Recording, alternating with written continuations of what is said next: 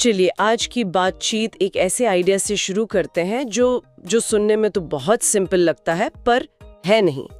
पाचन यानी डाइजेशन। ज्यादातर लोगों के लिए तो इसका मतलब बस यही है कि खाना पेट में गया और बस गायब हो गया। लेकिन असल में ये हमारे शरीर के अंदर चल रही एक बहुत ही सोफिस्टिकेटेड केमिकल फैक्ट्री है। फैक्ट्री कहना भी शायद कम होगा। हाँ, ये एक हाईटेक डिकंस्ट्रक्शन साइट की तरह है जहां हर चीज को तोड़ने का एक खास तरीका है, एक खास औजार है और एक तय समय भी। और कमाल की बात यह है कि ये डिकंस्ट्रक्शन साइट सिर्फ हमारे शरीर के अंदर ही नहीं बल्कि बाहर प्रकृति में भी काम कर रही है। बिल्कुल। और आज हम इसी केमिकल दुनिया की गहराई में उतरने वाले हैं। हमारे पास जो स्रोत है उसका नाम है जैविक पाचन की आणविक संरचना। और इसी के आधार पर हम 3 चीजों को समझने की कोशिश करेंगे। पहला, हमारे शरीर के अंदर खाना कैसे टूटता है। दूसरा, हमारे शरीर के बाहर मतलब सूक्ष्म जीव कचरे को कैसे तोड़ते हैं। और तीसरा, इस पूरे ऑपरेशन को हमारा दिमाग कैसे कंट्रोल करता है। और जैसा कि आपने कहा, इस पूरी प्रक्रिया को समझने के लिए स्रोत में एक बहुत ही अच्छी उपमा दी गई है, एक अत्यधिक संगठित डिकंस्ट्रक्शन साइट। हाँ, ये उपमा मुझे बहुत अच्छी लगी, एकदम सटीक बैठती है। इसमें जो एंजाइम्स हैं वो हमारे स्पेशलिस्ट पावर टूल्स हो गए। सही। जैसे प्रोटीन को तोड़ने के लिए कोई ड्रिल मशीन हो, और कार्बोहाइड्रेट्स को काटने के लिए आरी। पित्त लवण यानी बाइल सॉल्ट्स वो सुपर क्लीनर हैं जो तेल और ग्रीस को साफ करते हैं। और इन सब के ऊपर है हमारा सुपरवाइजर, गट ब्रेन एक्सेस, जो वॉकी टॉकी पर बैठकर पूरी साइट को मैनेज कर रहा है। फिर देर किस बात की, चलिए इस साइट का टूर शुरू करते हैं। चलिए सबसे पहले बात करते हैं इंसानी पाचन की। प्रोटीन, कार्ब्स और फैट्स, ये 3 मेन चीजें हैं जिन्हें तोड़ना होता है। शुरुआत प्रोटीन से करते हैं। दाल, पनीर, अंडे, ये शरीर के बिल्डिंग ब्लॉक्स हैं, लेकिन इन्हें तोड़ना तो मुश्किल काम लगता होगा। बिल्कुल, ये किसी कसकर उलझे हुए धागे के गोले की तरह होते हैं। इसीलिए शरीर इस पर काम जल्दी शुरू कर देता है। जैसे ही प्रोटीन पेट में पहुंचता है, पहला एक्शन शुरू पेट में। हाँ, पेट में मौजूद हाइड्रोक्लोरिक एसिड, जो कि एक बहुत तेज एसिड है, वो इस उलझे हुए धागे को मतलब प्रोटीन की संरचना को खोलने का काम करता है। अच्छा, तो एसिड का काम सिर्फ उसे खोलना है, काटना नहीं। हाँ, काटना नहीं, वो उसे काटने के लिए तैयार करता है। और साथ ही वो एक और जरूरी काम करता है। पेट में एक निष्क्रिय एंजाइम होता है, पेप्सिनोजन।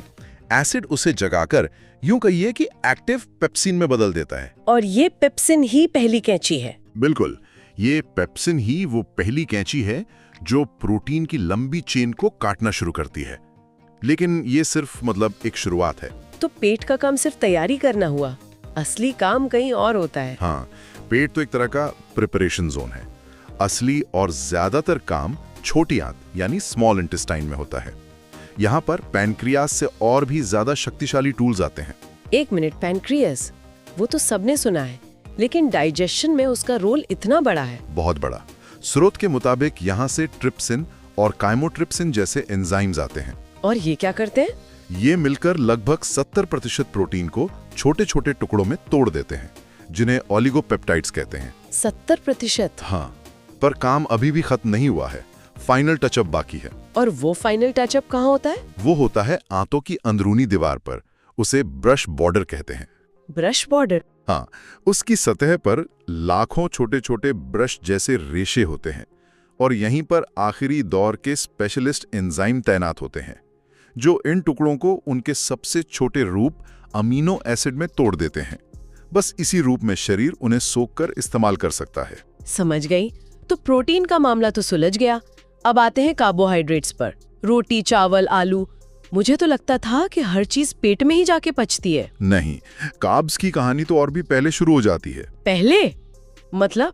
इनका डाइजेशन हमारे मुंह में ही शुरू हो जाता है। हमारे मुंह में? सच में? हाँ, जैसे ही आप कोई स्टार्च वाली चीज चबाना शुरू करते हैं, हमारी लार यानी सलाइवा में मौजूद एक एंजाइम सलाइवरी एमाइलेज उस पर काम करना शुरू कर देता है। अच्छा। ये पके हुए स्टार्च को छोटी छोटी शुगर चेन्स में तोड़ना शुरू कर देता है। अरे हाँ, इसीलिए कभी कभी रोटी को ज्यादा देर चबाने पर वो हल्की मीठी लगने लगती है। ये तो मैंने भी महसूस किया है। बिल्कुल वही कारण है। तो फिर पेट में क्या होता है फिर? दिलचस्प बात यह है कि पेट में जाके ये प्रक्रिया रुक जाती है। पेट का जो एसिडिक माहौल है वो इस एंजाइम को काम करने नहीं देता। ओह। कार्ब्स का पाचन फिर से छोटी आंत में ही रफ्तार पकड़ता है, जहां पैंक्रियाज से एक और शक्तिशाली एमाइलेज आता है। और प्रोटीन की तरह ही आखिरी कटिंग का काम ब्रश बॉर्डर पर ही होता है। तो वहां भी स्पेशलिस्ट कारीगरों की एक टीम है। बिल्कुल। और यहाँ शरीर के सबसे स्पेशलिस्ट कारीगर काम करते हैं। सोचिए, हर तरह की चीनी के लिए एक अलग चाबी है। जैसे दूध में जो लैक्टोज शुगर होती है, उसे पचाने के लिए एक खास एंजाइम चाहिए, लैक्टेज। अच्छा, और कई लोगों में ये एंजाइम ठीक से काम नहीं करता। सही पकड़ा। और तभी उन्हें लैक्टोज इंटॉलरेंस की समस्या होती है। इसी तरह बाकी शुगर्स के लिए भी अलग अलग एंजाइम होते हैं जो उन्हें ग्लूकोज जैसी सिंपल शुगर में बदल देते हैं, जिसे शरीर तुरंत एनर्जी के लिए इस्तेमाल कर सकता है। ओके, प्रोटीन और कार्ब्स तो समझ आ गए, पर अब आते हैं सबसे मुश्किल चीज पर, वसा यानी फैट्स। तेल और पानी तो कभी मिलते नहीं, तो हमारा शरीर इस प्रॉब्लम को कैसे सॉल्व करता है? यहीं पर देखिए, शरीर की केमिकल इंजीनियरिंग का सबसे शानदार नमूना देखने को मिलता है। इसे समझने के लिए वापस हमारी डिकंस्ट्रक्शन साइट पर चलते हैं। सोचिए, आपको एक बड़ी तेल से सनी मशीन को साफ करना है। आप सिर्फ पानी डालेंगी तो कुछ नहीं होगा। सही बात है, पानी तो बस फिसल कर बह जाएगा। बिल्कुल। आपको जरूरत पड़ेगी एक डिटर्जेंट की। हमारे शरीर में वो डिटर्जेंट है पित्त लवण, यानी बाइल सॉल्ट्स। लिवर इन्हें कोलेस्ट्रॉल से बनाता है। अच्छा। जब हम कोई फैट वाली चीज खाते हैं तो ये बाइल सॉल्ट्स छोटी आंत में छोड़ दिए जाते हैं। ये फैट की बड़ी बड़ी बूंदों पर हमला करके उन्हें हजारों नन्ही नन्ही बूंदों में तोड़ देते हैं। इस प्रोसेस को इमल्सिफिकेशन कहते हैं, है ना? एकदम सही, इमल्सिफिकेशन। ताकि लाइपेज यानी हमारे पावर टूल्स उन पर आसानी से काम कर सकें, क्योंकि अब उन्हें काम करने के लिए ज्यादा जगह मिल गई है। बिल्कुल सही। अब लाइपेज एंजाइम इन छोटी बूंदों को आसानी से तोड़कर फैटी एसिड में बदल सकते हैं। लेकिन कहानी यहीं खत्म नहीं होती। अरे, एक और ट्विस्ट है। हाँ, अब इन टूटे हुए फैटी एसिड्स को आंत की दीवार तक पहुंचाना भी तो है, ताकि वो सोखे जा सकें। सही बात है। यहाँ भी बाइल सॉल्ट्स ही काम आते हैं। वो इन फैटी एसिड्स को छोटे छोटे डिलीवरी पैकेज में पैक कर देते हैं, जिन्हें मिसेल कहते हैं। मिसेल? हाँ, मिसेल। ये पैकेज आसानी से तैरते हुए आंत की दीवार तक पहुंच जाते हैं। रुकिए, ये थोड़ा जटिल लग रहा है। मतलब बाइल सॉल्ट्स पहले फैट को तोड़ते हैं, हाँ, और फिर पचे हुए फैट को ट्रांसपोर्ट भी करते हैं। ये तो डिटर्जेंट भी है और डिलीवरी सर्विस भी। आपने बिल्कुल सही पकड़ा। ये एक अविश्वसनीय रूप से कुशल प्रणाली है कि यही डिकंस्ट्रक्शन का काम प्रकृति में हर जगह चल रहा है। हाँ, एक बहुत बड़े पैमाने पर। जैसे जब जैविक कचरे से बायोगैस बनाई जाती है, उसे एनारोबिक पाचन कहते हैं। सही है जी। और ये प्रकृति का अपना रिसाइकलिंग प्लांट है। यहाँ काम इंसानों की तरह नहीं, बल्कि लाखों करोड़ों सूक्ष्म जीवों की एक टीम करती है, और वो भी बिना ऑक्सीजन के। अच्छा। ये प्रक्रिया भी रासायनिक रूप से 4 चरणों में होती है। तो पहला कदम क्या होता है इस रिसाइकलिंग प्लांट में? पहला चरण है हाइड्रोलिसिस।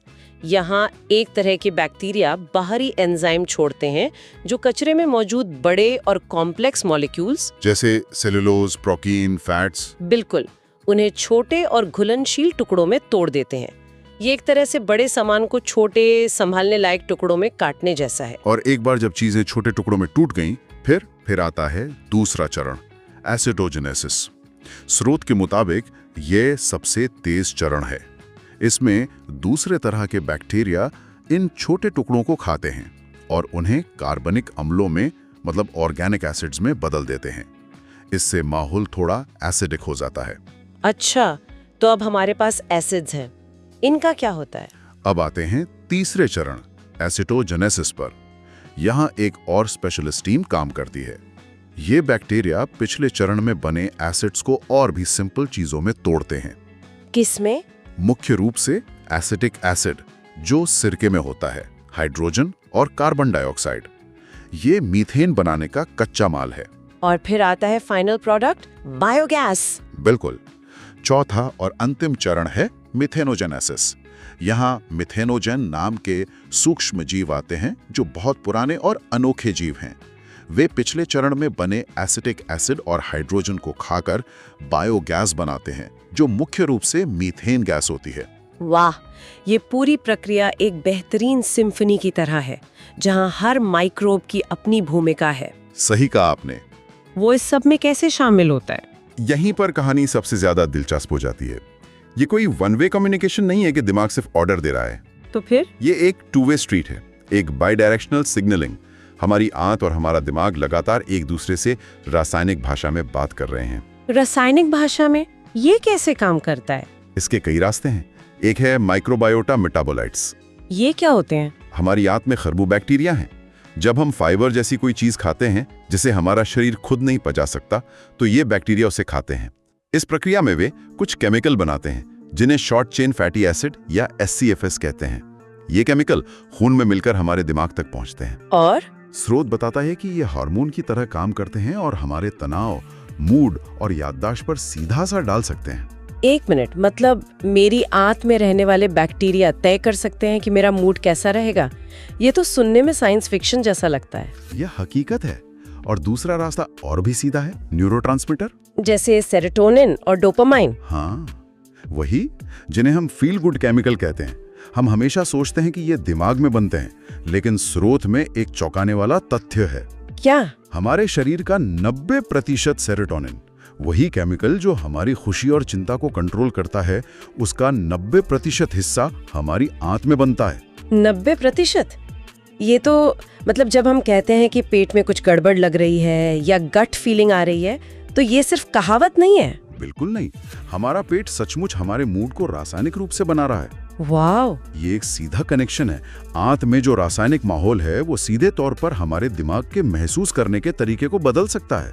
और पैंक्रियास को वॉकी टॉकी पर सिग्नल भेजता है, ट्रक गेट पर आ गया, तैयार हो जाओ। और पेट में एसिड और एंजाइम निकलना शुरू हो जाते हैं। हाँ, पाचन की तैयारी पहले ही शुरू हो जाती है। वाव! तो हमारी डीकंस्ट्रक्शन साइट पूरी तरह ऑटोमेटेड है। अच्छा, इस पूरी प्रक्रिया को ठीक से चलाने के लिए सही माहौल का होना भी तो जरूरी होगा। बहुत जरूरी। अगर साइट पर सही माहौल ना हो तो काम ठप पड़ सकता है। तो वो कौन से केमिकल फैक्टर हैं जो इस पर असर डालते हैं? कुछ केमिकल पैरामीटर्स बहुत ज्यादा जरूरी हैं। सबसे पहला और सबसे महत्वपूर्ण है pH स्तर, यानी एसिडिटी का लेवल। इसका क्या रोल है? हर एंजाइम और हर माइक्रोब का अपना एक पसंदीदा वर्किंग एनवायरनमेंट होता है।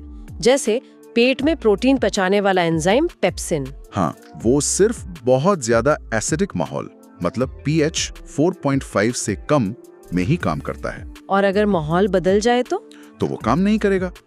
और अगर यही एसिडिक माहौल छोटी आंत में हो जाए तो वहां के सारे एंजाइम काम करना बंद कर देंगे। उन्हें लगभग न्यूट्रल माहौल चाहिए। pH में जरा सा भी बदलाव पूरे सिस्टम को बिगाड़ सकता है। और आपने कणों के आकार यानी पार्टिकल साइज का भी जिक्र किया था। हाँ, कण जितना छोटा काम उतना अच्छा। जब हम खाना चबाते हैं, जिसे मैस्टिकेशन कहते हैं, तो हम सिर्फ खाने को छोटे टुकड़ों में नहीं तोड़ते। तो और क्या करते हैं? हम उसका कुल सतही क्षेत्रफल यानी सरफेस एरिया बढ़ा देते हैं। इससे एंजाइमों को हमला करने के लिए ज्यादा जगह मिलती है और काम तेजी से होता है। ये तो वैसा ही हुआ जैसे लकड़ी के एक बड़े लट्ठे की जगह उसे छोटी छोटी लकड़ियों में तोड़कर जलाना। बिल्कुल सही उदाहरण है। आग ज्यादा तेजी से और पूरी तरह से लगती है। और एक CN रेशियो का भी जिक्र था। ये क्या चीज है? CN रेशियो यानी कार्बन से नाइट्रोजन का अनुपात। ये खासकर एनारोबिक पाचन मतलब बायोगैस प्लांट के लिए बहुत जरूरी है। क्यों? देखिए, माइक्रोब्स को एनर्जी के लिए कार्बन चाहिए और अपनी बॉडी बनाने के लिए नाइट्रोजन। अच्छा। स्रोत के हिसाब से 25 से 30 का अनुपात सबसे अच्छा माना जाता है। अगर नाइट्रोजन बहुत ज्यादा हो जाए तो सिस्टम में जहरीली अमोनिया बनने लगती है, जो मीथेन बनाने वाले जरूरी बैक्टीरिया को ही मार सकती है। मतलब ये बिल्कुल वैसा ही है जैसे कोई सिर्फ सलाद खाकर बॉडी बनाने की कोशिश करे। एनर्जी तो है, पर मसल्स बनाने के लिए प्रोटीन नहीं। बेचारे बैक्टीरिया भूखे रह जाएंगे। आपने एकदम सही समझा। संतुलन ही सब कुछ है। तो आज की इस पूरी बातचीत से एक बात तो साफ है, पाचन कोई मामूली मैकेनिकल काम नहीं है। नहीं, बिल्कुल नहीं। ये एक बेहद सटीक और जटिल रासायनिक सिम्फनी है, चाहे वो हमारे शरीर के अंदर हो या बाहर। बिल्कुल। हमने देखा कि कैसे एंजाइम विशेषज्ञ औजारों की तरह काम करते हैं। पित्त लवण एक साथ डिटर्जेंट और डिलीवरी सर्विस का काम करते हैं। और हमारा दिमाग एक चौकस सुपरवाइजर की तरह पूरे ऑपरेशन पर नजर रखता है। हाँ। और यहाँ से जो सबसे बड़ी बात सीखने को मिलती है वो ये है कि ये पूरी केमिस्ट्री कितनी नाजुक है। सही बात है। ये pH, तापमान, कणों के आकार और यहाँ तक कि हमारे सोचने और महसूस करने के तरीके से भी प्रभावित होती है। ये हमें याद दिलाता है कि हमारा शरीर और प्रकृति दोनों ही कितने अविश्वसनीय रूप से जटिल और कुशल केमिकल इंजीनियर हैं। और अंत में श्रोता के लिए एक विचार। स्रोत में हमने जाना कि हमारे मूड को कंट्रोल करने वाले केमिकल सेरोटोनिन का 90% हिस्सा हमारी आंत में बनता है। अगर हमारी आंत का केमिकल माहौल हमारे दिमाग से इतना गहराई से जुड़ा है तो ये एक बहुत बड़ा सवाल खड़ा करता है, क्या? जिसे हम मूड, चिंता या खुशी कहते हैं। उसका कितना हिस्सा असल में हमारे पाचन तंत्र में चल रही रासायनिक सिम्फनी का नतीजा है? क्या हम जो खाना चुनते हैं वो असल में रासायनिक रूप से हमारी भावनाओं को लिख रहा है?